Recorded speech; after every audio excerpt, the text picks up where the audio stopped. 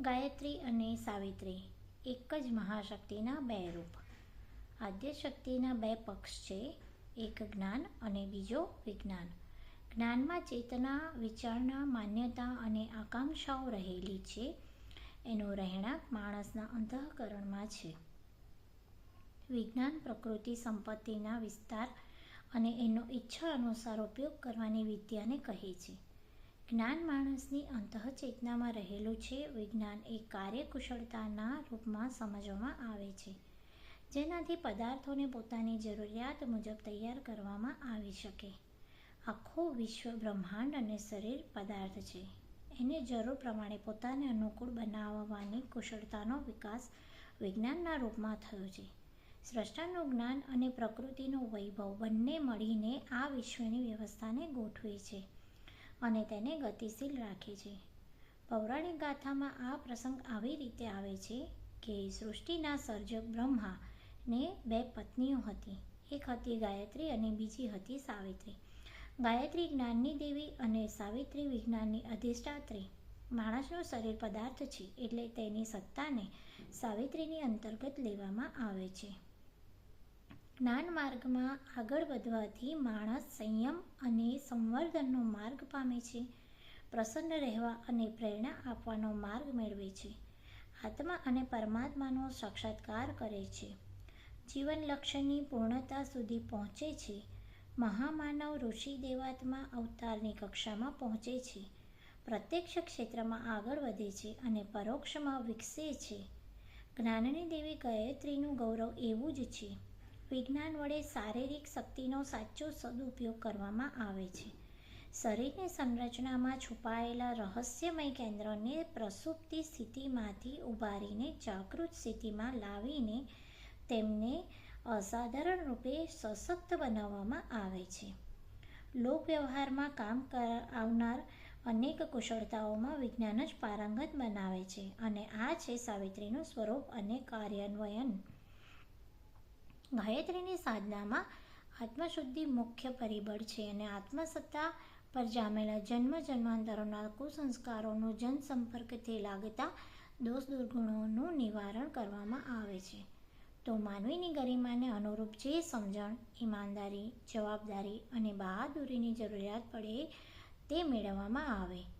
બુદ્ધિમાં દૂરદર્શી, વિવેકશીલતા, મહાપ્રજ્ઞાનો સમાવેશ થાય છે. આ બધી વિશેષતાઓને કારણે માણસ આ જ જીવનમાં દેવતા જેવી સ્થિતિ પામે છે.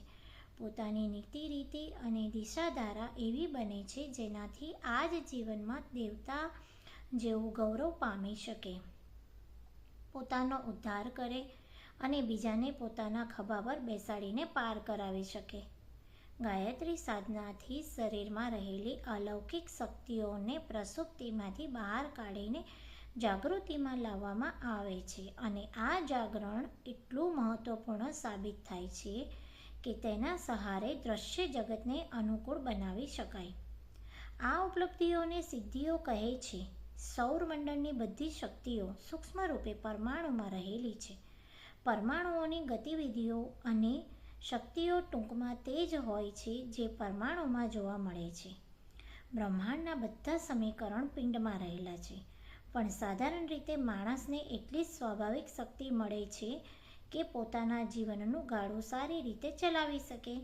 એ ઉપરાંત વિશ્વની પરિસ્થિતિઓને બદલવાની જરૂર સમજવામાં આવે છે તો તેને માટે વિજ્ઞાનનો આશરો લેવો પડે છે, જેને સાવિત્રી કહે છે. વિજ્ઞાનના અનેક કાર્યો માટે અનેકાનેક યંત્ર ઉપકરણ બનાવવામાં અને શોધવામાં આવ્યા છે. તે બધાની મૂળ સત્તા શરીરમાં રહેલા અનેક સૂક્ષ્મ કેન્દ્રોમાં રહેલી છે. તે ઈચ્છે તો પ્રયત્નપૂર્વક તેમને સક્રિય સક્ષમ કરી શકે છે અને શરીરને એવી પ્રયોગશાળામાં બદલી શકે છે જેમાં વિજ્ઞાનીઓએ બનાવેલા બધા જ યંત્રો, સાધનોની સત્તા પેદા થાય અને તે જ કાર્ય કરી શકે જે વિજ્ઞાન ક્ષેત્રના વિજ્ઞાનો પોતાના શોધ પ્રયાસોથી સંપન્ન કરે છે. આદ્યશક્તિની બે પ્રકારની પ્રતિમાઓ જોવા મળે છે. એમાં એક મુખ, બે ભુજા, હાથમાં કમંડળ, માળા, હંસનો વાહન, તેને બ્રાહ્મી શક્તિ કહે છે. એને ગાયત્રી પણ કહે છે. એક બીજા પ્રકારની છબી પંચમુખી પ્રતિમા અથવા ચિત્ર રૂપે મળે છે એને સાવિત્રી કહે છે. ગાયત્રીનું વાહન હંસ છે. હંસ એટલે રાજહંસ, પરમહંસ, નિરક્ષીરનો વિવેક કરનારો, મોતીનો ચારો ચણનારો, કીડા જંતુઓને નહીં ખાવાના વ્રતવાળો, માળાથી ઉપાસના અને પુસ્તકથી સ્વાધ્યાયનો, સત્સંગનો અને મનન ચિંતનનો ભાવ છે. માતૃશક્તિની આ જ પ્રતિમા છે. માનવી ગરિમાની તે અધિષ્ઠાત્રી છે. એટલે તેની એક દિશા દ્વારા એક પ્રતિપાદનના રૂપમાં એક મુખ્ય છે. સાવિત્રીનું વાહન કમળ છે. કમળ એટલે પ્રસન્નતા, વ્યાપક સુખ સાધનનો ભંડાર. તેના 5 મુખ છે. શરીર 5 તત્વોનું બનેલું છે અને તેનું માનસ ચેતન 5 પ્રાણોના સમન્વયથી બનેલું છે. સાવિત્રીની 10 ભુજાઓ એટલે કે શરીરમાં રહેલી 10 ઇન્દ્રિયો. ઇન્દ્રિયોની શક્તિથી જ શરીર પોતાના બધા કામો સંપન્ન કરે છે. શાસ્ત્રોમાં એવા યંત્રો ઉપકરણોનું ચિંતન છે જે લૌકિક પ્રગતિ અને સંઘર્ષને પ્રસંગે કામ આવે છે. ગાયત્રી મુખ્ય છે કારણ કે સદજ્ઞાન મેળવીને માણસનું એવું વ્યક્તિત્વ ઘડાય છે જે સંપદા ક્ષેત્ર તરફ ધ્યાન આપે તો પોતાના માટે અથવા બીજાના માટે વિપુલ વૈભવ ઉપલબ્ધ કરી શકે છે. પરંતુ સાવિત્રીનું ક્ષેત્ર વિજ્ઞાનની સીમા સાંસારિક લાભો સુધી મર્યાદિત છે. વૈભવ સંપન્ન માણસ સદજ્ઞાની જ હોય એવું કંઈ જરૂરી નથી. એટલે તેને ગૌણ માનવામાં આવે છે. વ્યક્તિત્વમાં આત્મા મુખ્ય છે અને શરીર ગૌણ છે. એ જ રીતે આધ્યાત્મિક દ્રષ્ટિકોણથી ગાયત્રીને પ્રમુખ અને સાવિત્રીને ગૌણ માનવામાં આવે છે. છતાંય બંને ઉપાસ્ય છે. બંનેની પોતાના સ્થાન પર આવશ્યકતા રહેલી છે. એટલે સમન્વયવાદી સાધક બંનેનો પ્રયોગ કરે છે અને જરૂર મુજબ તેમની શક્તિઓને કાર્યાન્વિત કરે છે. વાલ્મીકી રામાયણમાં પ્રસંગ આવે છે કે વિશ્વામિત્ર રામ લક્ષ્મણને પોતાના યજ્ઞની રક્ષા કરવાને બહાને પોતાના આશ્રમમાં લઈ ગયા હતા. ત્યાં તેમને બલા અને અતિબલા વિદ્યાઓ શીખવાડી હતી. આ બંને સાવિત્રી અને ગાયત્રીના જ બીજા નામ છે. એકના માધ્યમથી તેમણે લંકામાં ભયંકર રાક્ષસોનો પરાજય કર્યો હતો.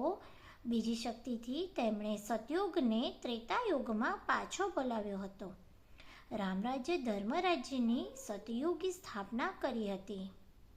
આ બંને પ્રકારની વિદ્યાઓ જુદા જુદા પ્રકારના હેતુઓ માટે ઉપયોગમાં આવી અને અસામાન્ય હેતુઓ સિદ્ધ કરવામાં સફળ રહી.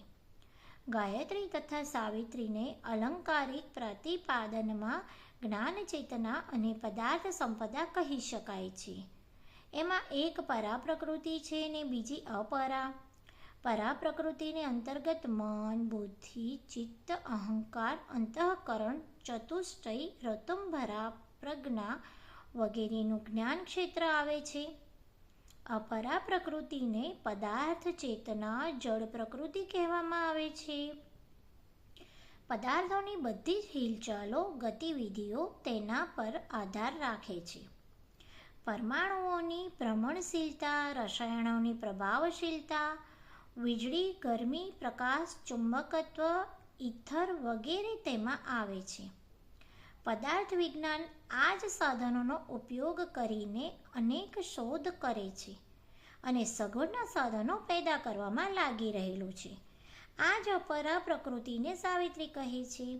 આ શક્તિનું બીજું નામ કુંડલિની છે. ચેતનાની શક્તિઓ અનંત અપાર છે. વિજ્ઞાન, વૈજ્ઞાનિક, આત્મવેદતા, મહામાનવ, ઋષિ, મનુષ્ય આ શક્તિનો ઉપયોગ કરીને પોતપોતાના ક્ષેત્રમાં પ્રગતિ કરે છે. મસ્તિષ્કીય વિકાસ માટે શાળાના પ્રશિક્ષણ ઉપરાંત સ્વાધ્યાય, સત્સંગ, ચિંતન, મનન, સાધના અને સમાધિ સુધીની અમર્યાદિત પ્રગતિ પ્રયત્ન આ જ આધારે થાય છે. વ્યક્તિત્વ અને વર્ચસ્વની પ્રખરતાની બધી સંભાવનાઓ આ જ ક્ષેત્ર સાથે જોડાયેલી હોય છે. પરા પ્રકૃતિની સાધના અને ગાયત્રી ઉપાસનાની મદદથી અંતઃચેતનાનો વિકાસ થાય છે. બીજી શક્તિ સાવિત્રી પદાર્થ શક્તિ ક્રિયાશીલતા. આ અપરા પ્રકૃતિથી જ પ્રાણીઓના શરીરનું સંચાલન થાય છે અને જગતની પ્રકૃતિક ચક્ર ચલાવે છે. શરીરમાં શ્વાસ પ્રશ્વાસ, લોહીનું ભ્રમણ, ઊંઘવું જાગવું, પયાચયન, પાચન વિસર્જન, ઉષ્મા ઉર્જા, જૈવિક વિદ્યુત પ્રવાહ વગેરે અનેક ક્રિયાકલાપો શરીરના ક્ષેત્રમાં ચાલે છે. વિશ્વનો દરેક પદાર્થ ક્રિયાશીલ છે. ઉત્પાદન, અભિવર્ધન અને પરિવર્તનનું ગતિચક્ર આ સૃષ્ટિમાં સતત ચાલ્યા કરે છે. પ્રાણી અને પદાર્થ બધા પોતપોતાની ગતિથી ઝડપથી પ્રગતિના પંથે દોડતા હોય છે. વિકાસની દિશામાં પ્રત્યેક કણને ધકેલવામાં આવે છે. નિષ્ક્રિયતાને સક્રિયતાના રૂપમાં બદલવાનું પ્રેરણા કેન્દ્ર જે મહાતત્વમાં સમાયેલું છે તેને અપરા પ્રકૃતિ કહે છે. સત, રજ, તમ, ત્રિગુણ, પંચતત્વ, તન્માત્રાઓ વગેરેનું સૂત્ર સંચાલન આ જ શક્તિ કરે છે. સિદ્ધિઓ અને વરદાન એની જ કૃપાથી મળે છે. બ્રહ્માજીની બીજી પત્ની સાવિત્રી તરીકે એને જ ઓળખવામાં આવે છે. માણસના શરીરમાં આરોગ્ય, દીર્ઘજીવન, બળ, સ્ફૂર્તિ, સાહસિકતા, સૌંદર્ય વગેરે અનેક વિશેષતાઓ એના પર આધારિત છે. એમ તો એ સાવિત્રી વ્યાપેલી છે, પરંતુ પૃથ્વીમાં ધ્રુવ કેન્દ્ર અને શરીરના મૂલાધાર ચક્રમાં એનું વિશેષ કેન્દ્ર છે. સાધના પ્રયોજનમાં એને જ કુંડલીની શક્તિ કહે છે. ગાયત્રી અને સાવિત્રી બંને એકબીજાના પૂરક છે. એમની વચ્ચે કોઈ સ્પર્ધા નથી. ગંગા યમુનાની જેમ બ્રહ્મ હિમાલયની એને બે નદીઓ કહી શકાય છે. બંને છૂટી ન પડે એવી રીતે એકબીજા સાથે જોડાયેલી છે. એને એક પ્રાણ અને બે શરીર કહી શકાય છે. બ્રહ્મજ્ઞાનીને પણ લોહીમાંસનું શરીર અને તેના નિર્વહનના સાધનો જોઈએ. પદાર્થોનું સૂત્ર સંચાલન ચેતના વગર શક્ય નથી. આમ આ સૃષ્ટિક્રમ બંનેના સહિયારા પ્રયત્ન વડે ચાલી રહ્યો છે. જળ ચેતનાનો સંયોગ છૂટો પડી જાય તો પછી બેમાંથી એકનું પણ અસ્તિત્વ રહેશે નહીં. બંને પોતપોતાના મૂળ કારણમાં વિલીન થઈ જશે. એને સૃષ્ટિની પ્રગતિના રથના બે પૈડા કહી શકાય છે. એક વગર બીજું નકામું છે. અપંગ, તત્વજ્ઞાની અને મૂઢમતી નર પશુ બંને જ અધૂરા છે. શરીરમાં બે ભુજાઓ, બે પગ, બે આંખો, બે ફેફસા, બે કિડની વગેરે છે. બ્રહ્મનું શરીર પણ પોતાના બે શક્તિ પ્રવાહની મદદથી આ સૃષ્ટિનું સંચાલન કરે છે. એને તેમની બે પત્નીઓ, બે પ્રવાહો વગેરે કોઈ પણ શબ્દનો ઉપયોગ કરીને તેની મદદથી વસ્તુ સ્થિતિને સમજવાનો હેતુ પૂરો કરી શકાય છે. પત્ની શબ્દ અલંકાર માત્ર છે. ચેતન સત્તાનું કુટુંબ પરિવાર માણસો જેવું ક્યાં છે? અગ્નિ તત્વની બે વિશેષતાઓ છે, ગરમી અને પ્રકાશ. કોઈ ઈચ્છે તો એને અગ્નિની બે પત્નીઓ કહી શકે છે. આ શબ્દ પ્રયોગ ન ગમે તો પુત્રીઓ કહી શકે છે. સરસ્વતીને ક્યાંય બ્રહ્માની પુત્રી કહી છે તો ક્યાંય પત્ની પણ કહી છે. એને સ્થૂળ માનવ વ્યવહારની જેમ સમજવાની જરૂર નથી. આ અલંકારિક વર્ણન માત્ર સમજવા માટે ઉપમા તરીકે છે. આત્મશક્તિને ગાયત્રી અને વસ્તુ શક્તિને સાવિત્રી કહે છે. સાવિત્રી સાધનાને કુંડલીની જાગરણ કહે છે. એમાં શરીરમાં રહેલી પ્રાણ શક્તિની સુષુપ્તિ વિકૃતિને દૂર કરવાનો પ્રયત્ન કરવાનો હોય છે. વીજળીના બે પ્રવાહો ઋણ અને ધન હોય છે. બંનેના મળવાથી જ શક્તિનો પ્રવાહ વહે છે. ગાયત્રી અને સાવિત્રીના સમન્વયથી સાધનાની બધી જ જરૂરત પૂરી થાય છે. ગાયત્રી સાધનાનો સંતુલિત લાભ મેળવવા માટે સાવિત્રી શક્તિનો સહકાર મેળવવો પડે છે.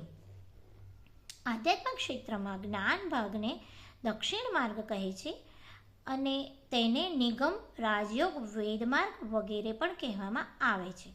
બીજા ક્રિયા ભાગને વામ માર્ગ એટલે કે આગમ, તંત્ર, હઠયોગ વગેરેના નામે ઓળખવામાં આવે છે.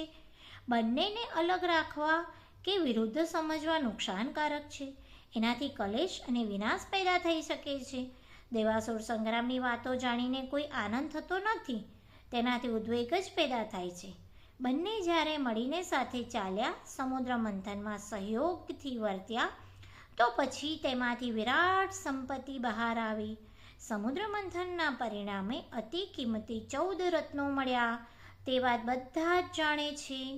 લક્ષ્મીજી અમૃતકુંભ, કામધેનુ, કલ્પવૃક્ષ વગેરે તે જ સહિયારા પ્રયત્નથી મળી શક્યા. જ્યાં સુધી દેવ અને દાનવો અલગ અલગ રહ્યા, લડતા ઝઘડતા રહ્યા, તેમને મુશ્કેલી અને વિનાશ સિવાય બીજું કંઈ જ મળ્યું નથી. પરંતુ જેવો તેમણે સહકાર કર્યો તેવું જ તરત જ સમુદ્ર મંથન થયું અને તે કિંમતી લાભોનો આધાર બની ગયો.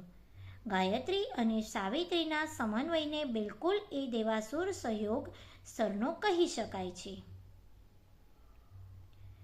ગાયત્રીની સર્વોપયોગી સર્વસુલભ સાધનાને નિત્યકર્મમાં સમાવેશ કરવામાં આવે છે. સંધ્યાવદન આધ્યાત્મ સાધનાનું જરૂરી અંગ છે. સંધ્યાનું કૃત્ય ગાયત્રી ઉપાસના વગર થઈ શકે જ નહીં.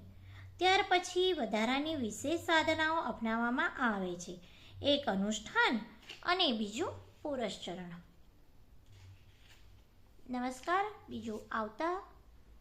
બીજા ભાગમાં જાણીશું આપણે